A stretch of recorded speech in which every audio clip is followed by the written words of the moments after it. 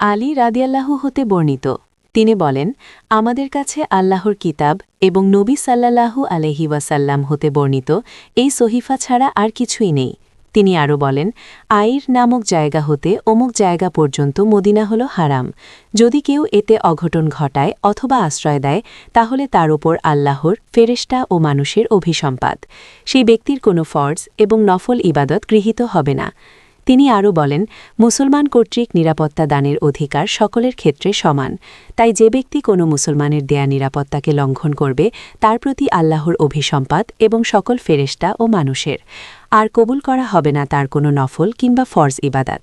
যে ব্যক্তি তার মাওলার, চুক্তিবদ্ধ মিত্রের অনুমতি ছাড়া অন্য সম্প্রদায়ের সাথে বন্ধুত্ব করবে, তার প্রতিও আল্লাহর এবং সব ফেরেশতা ও সকল মানুষের অভিসম্পাত।